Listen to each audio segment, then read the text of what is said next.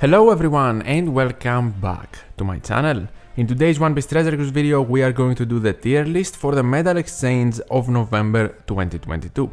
What units are worth it, what units are not. Without further ado, let's get into it. The first thing we see in this tier list are of course the World Journey units. We talked about most of them in the previous video. I will once again quickly talk about them. We have Luffy, Nami and Zoro. All of them not worth it, they are not good units just for collection purposes, and the same goes for the next batch, Sanji and Reiju. Then the third batch of Boa, Mihawk and Crocodile are good on paper units but not really worth 100 medals in my opinion. And now this month we have Vivi and Rebecca being added. Vivi goes under the category of good but not really worth it as well. She's not bad. She removes burn, gives you end of turn healing and can give you an attack boost in 2 different stages if you hit 4 perfects. And while that's okay, the attack boost, the utility she provides is not incredible, that's why I cannot put her higher. Rebecca on the other hand is probably the best World Journey unit yet, she's probably worth it, but keep in mind all of these units are permanently available, meaning Rebecca will be available next month as well. So if you want to save your medals, see what legends will be available next month, and perhaps pick up a legend over picking up a World Journey unit, you should definitely do that. Rebecca is probably worth it, she's a decent unit, she can remove 5 turns of Special Bind and Threshold, while also being able to provide a color affinity boost for 2 different stages if you hit 4 perfects, just like Vivi's attack boost, but with a color affinity boost, which is arguably a worse buff to have than an attack boost. But to me, Rebecca is probably my most used World Journey units from the ones available here, but that doesn't really say much because the usage I have on the other units, even though I build a lot of teams, is close to 0. Rebecca is definitely not a must-have unit, and alongside everyone else in the World Journey category they will be back next month, so let's place everyone to the permanently available, because we will talk about them next month again, they will be available, so you can consider them then possibly by gathering more medals throughout November. Next we have some rare recruits that offer nice supports. Majority of them were actually here last month, I did not know they were about to make a reappearance, but they do. So I will place them in the same category. In my opinion, White Bay, Lafitte and Kobe all have good supports, very usable, so I will place them in the good but not really worth tier. And the main reason I do that for rare recruits with supports is because they are available pretty much everywhere. They are available from reward tickets and they are also available in every single Sugofest even if they are not raid boosted. And it's highly likely they won't be because they are pretty old units. Sure, if you do need them 100% to clear a piece of content, you can pick them up with medals, but if you don't really need them, you can just wait to get them by pulling in Sugofests sooner or later. For Daruma, Hyozu, Ichiji and Niji, I have to say the same thing. They might look like decent supports, at least Hyozu and Daruma on paper, but they are not worth it. Specifically for Daruma and Hyozu, I have never used them because the characters they can be attached to either do not have lots of units in the game or they don't have good units in the game. Ichiji and Niji on the other hand are very niche supports that you are almost never going to use. The 3 new supports, Sanji, Kanjuro and Raizo, all of them are great. Sanji can remove Despair and Paralysis, very good, he can be attached to both Luffy and Zoro. Kanjuro can be attached to a lot of Wano characters from the Scabbards and he can actually remove Bind and Despair, very good removal. And then Raizo, not only can he remove Paralysis for 2 turns, but he is one of the very few units in the game that can actually remove 2 turns of Special Bind on every unit on the crew and not only the supported character. To put how good Raizo is in perspective, a legend, the 3 Sweet Commanders, can do the same thing, but instead of removing 2 turns of Paralysis, they remove 2 turns of Despair. So this is a legend level support, 100%. But the same thing goes here. He is a rare recruit, he's pullable in every gold ticket, so if you don't 100% need him to clear a piece of content, I wouldn't really advise you to spend 100 medals on a rare recruit. And with these supports you always have to keep in mind, Even if they are godly supports, they are not going to be necessary for use in every piece of content you are going to face. It is always situational and based on your team. Hopefully though, these rare recruits with supports are also permanently available, just like the World Journey units, and every month new ones keep being added. If for example a support or a specific unit that has a support you see all the time being used but you don't have, you can maybe pick them up from the medal exchange. I definitely do like what Bandai is doing with them, definitely good job here. Moving on, we have some Halloween units. They are either Halloween specific from events or Treasure Map rare recruits. We have Rayleigh, Moria, Khalifa and Big Mom. All of them are not worth it, not a chance. They are here only for collection purposes and they will never see play. Moving on to the legends now. First up, for 150 medals, we have V1 Law. Everyone else here, by the way, so far is 100 medals worth. Now, V1 Law already has a Super Evolution and he already has a level limit break as well. So right now at this moment, he is at his best he can possibly be. There's no extra addition for this character. Except if in the future we see more limit break levels, a limit break plus or whatever that might be. We of course cannot speculate on that. But currently I will place Law in the good but not really worth tier. He still has the unique special where if you activate him, then damaging or health cutting specials can go through barriers and defensive effects, which is one of the very few units, if not the only one in the game, that can actually allow you to do that. But other than that, he cannot provide much. With his level limit break, he can also give increased damage taken to the enemy, but that doesn't go through immunity. So even though that is a nice addition for a level limit break for this unit, it definitely does not help him go higher or make him a must-have unit, even with level limit break. Then we have Cavendish, or Hakuba in the case of his Super Evolution. I don't really think this unit is really worth it. He is such a self-centered unit.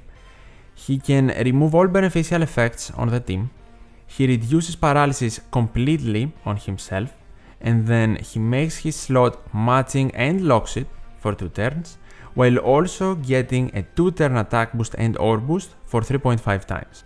But it is only for himself, and that is with level limit break. You can understand he's not great. Maybe we can compare him with V2 Blackbeard, but he's not a super type unit. He cannot provide a base attack boost to himself with his super type of course. He cannot regain his special just like V2 Blackbeard can with his special mechanic. So even though they can be comparable, they are not at the same level at all. And it is a very similar situation to Law. Right now, he is not going to become better. He already has a Super Evolution and he already has level limit break abilities. His Captain ability also definitely becomes better, but it is the classic Strength Dex and Q Captain that many other units that also have more team beneficial specials also possess. I'm not really a huge fan of this unit. I don't really think he's worth it for 150 medals. Moving on to the legends of 250 medals worth, we have V2 Mihawk first. I will place V2 Mihawk in the decent only for level limit break tier. The reason for that is that with level limit break, Mihawk actually becomes less restrictive, not requiring as a captain for you to have 6 slashers on the crew. You need 5. With limit break plus, I think that becomes 4, so definitely more usable. His special with level limit break also becomes a bit better because now on the top of the ore boost for 2 different stages, you can also get a base attack boost for your slasher units for 3 turns actually as well, which is very good if you have a Zoro or a Perona as a member of the crew or a support on this unit, which is actually a pretty good addition because it is also very easy to achieve. Of course, he remains a damage focused unit, he does not provide much utility, or any utility rather. Maybe you can consider making Dex and Int slots matching for slasher units as a captain as a utility thing, but other than that, nothing more. More usable, decent, but definitely not a must-have unit. Then we have Cracker, another 250 medals unit, and another unit that has a Super Evolution and now a level limit break. Cracker is a very good unit because he can manipulate slots to matching if they have specific attributes, and he can also give you a chain boost and a color affinity boost, depending on your captain classes. That's why he's good. Not because of his captain ability, not because he's super type or anything. In my opinion, he never was a good captain and he probably never will be, even with level limit break. But now the improvement that he got is that he can provide 0.2 times more of a chain boost and the same color affinity boost, but instead of 2, for 3 turns. And that is actually very good, especially if the boss does not actually remove beneficial effects and you can actually carry the buffs through stages. Another reason this is a nice improvement is because you might need the slot manipulation in one stage, and you can also carry over the boosts in the next stage, where you either have another utility unit that can manipulate slots or maybe your captain or something, which definitely makes Cracker better and maybe gives more options to you for his slot manipulation. Now, if you need the slot manipulation in the final stage and also the boosts, but you do not need the boosts really in the previous stage, you just still activate him in the final stage. I think Cracker is good, but probably not worth, and the reason for that is that number 1, he sees less play lately, and number 2, in order for you to get all of these nice additions to his special, you need level limit break 5. So you might as well get him eventually from Sugofests than getting him with medals. Just save them to get something you need more. And now we have the 400 medal legends. Halloween Shanks is the first one, good but not really worth. Decent super type unit, but with int being one of the best colors in the game.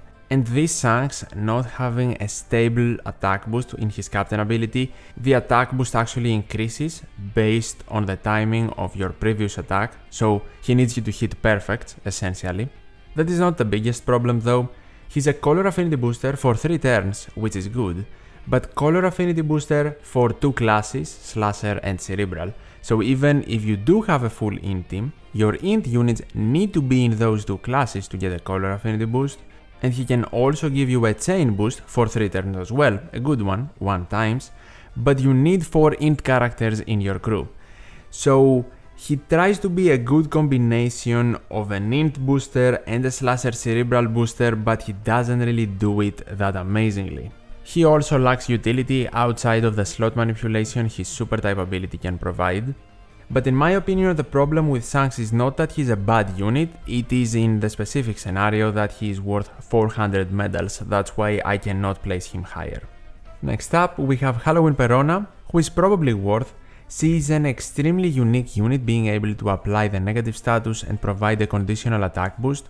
She can actually even do that through immunity, and she can manipulate many different types of slots into matching, and even give you a 3-turn chain lock. If you do have a chain lock, she boosts your already existing one. She is also super type int, which is definitely a plus, but at the same time I cannot place her in 100% worth for 400 medals or say that she's a must-have unit. And finally we have Cat Viper and Dogstorm. Both of them I will place in good but not really worth, and I will tell you exactly why. These 2 characters focus around special cooldown reductions, speedrunning a quest, and also ignoring defensive barriers and effects if they are in their Surlong form, which they can remain for 10 turns from the start of the quest. One of them provides an attack boost and in the next turn or stage can provide an ore boost, while the other one provides an ore boost and in the next stage or turn can provide an attack boost. One of them, Cat Viper, is also super type, while Dogstorm is actually super class for fighter units. They 100% complement each other very well. They are also mainly focused around strength, dex and Q units, and the classes they can also have the ability to boost are fighter, slasher, striker and shooter, so they do not boost every character in the game.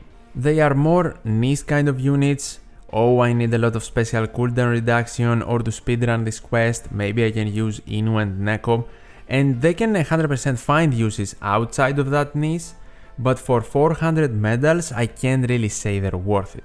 especially if you are missing more other legends that are to come in the medal exchange and you prefer to get over these two.